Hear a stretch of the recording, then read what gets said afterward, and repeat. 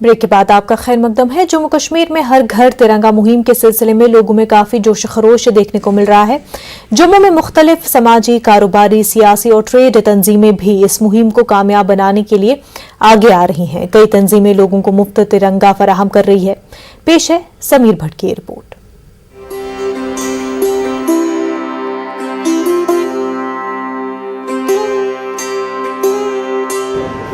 यह है जम्मू शहर का वेयर हाउस इलाका, जो कारोबारी लिहाज से काफी अहम है।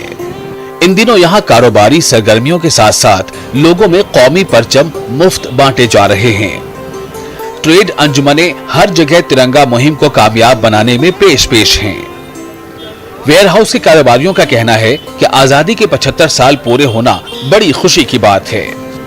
मैं समझता हूँ ये स्वतंत्रता दिवस जो है खास होगी। खास को यादगार कैसे बनाया जाए और इस राष्ट्रीय झंडे के सम्मान के लिए हमारे माननीय प्रधानमंत्री जी ने एक मुहिम चलाई है, हर घर घर तिरंगा। वही देखते हुए हमने ये डिसाइड किया है, trader federation ware house Nehru market ने, हर दुकान पर तिरंगा, हर गली मोहल्ले में तिरंगा। न सिर्फ कारोबारी तंजीमें बल्कि सियासी और समाजी अंजुमने भी हर घर तिरंगा मुहिम को कामयाब बनाने के लिए कोशां हैं। बीजेपी ने जम्मू में कायम अपने दफ्तर में एक काउंटर खोल रखा है। यहाँ सस्ते दामों पर लोगों को तिरंगा फराहम किया जा रहा है।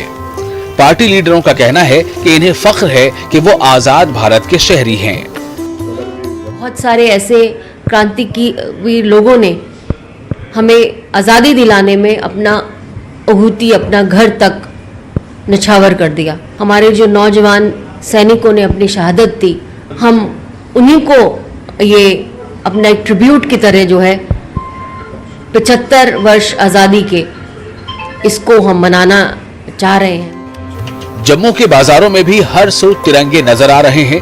दुकानदार ग्राहकों को तिरंगे फराहम करने में मसरूफ दिखाई दे रहे हैं। दुकानदारों का कहना है कि ये काम वो कारोबार के लिए नहीं बल्कि मुल्क के तई अपना फर्ज निभाने के लिए कर रहे हैं।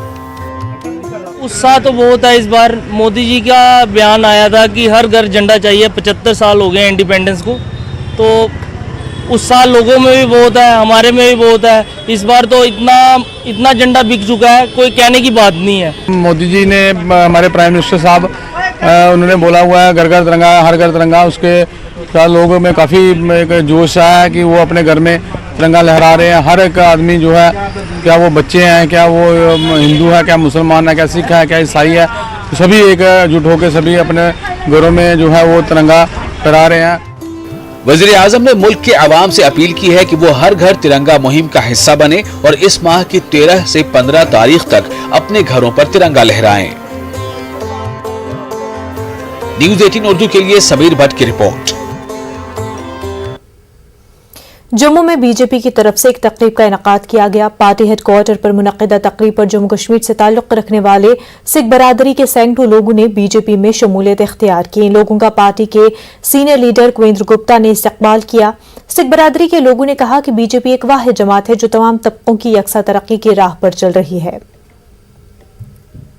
एक पार्टी नहीं, बीजेपी नेशन है।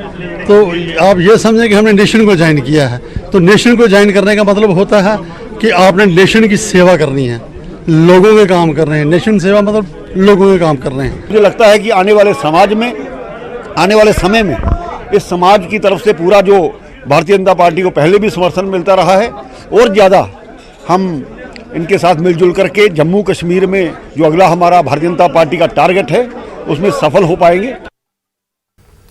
एसई ऑफिस R&B बारामुल्ला में सेल्फ हेल्प इंजीनियर्स ने एक पुरअमन एहतजाजी मुजाहरा मुनज़्ज़म किया। उन्होंने अपने जायज़ और देरिना मुतालबात पूरे करने का मुतालबा किया। एहतजाजियों का कहना था कि सेल्फ हेल्प इंजीनियर्स स्कीम उस वक्त की हुकूमत ने दिसंबर 2000 में शुरू की थी। इंजीनियरों को खुद रोजगार का मौका देने और दूसरे हुनरमंद और गैर हुनरमंद मजदूरों के लिए भी रोजगार पैदा करने के मकसद से स्कीम चलाई गई, लेकिन बगैर किसी वजह के अगस्त 2020 को सेल्फ हेल्प इंजीनियर्स स्कीम खत्म कर दी गई और नतीजे में 10,000 इंजीनियर्स को 2 साल से बेरोजगार हो चुके हैं।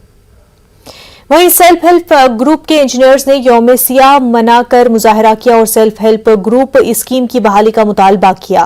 पुंछ शहर में road and building construction headquarter के बाहर नारेबाजी करते हुए उन्होंने अपना एहतजाज दर्ज कराया। मुजाहिरीन ने इल्जाम लगाया कि स्कीम के बंद हो जाने से जम्मू कश्मीर में तकरीबन 15,000 पढ़े लिखे इंजीनियर्स बेरोजगार हो गए हैं।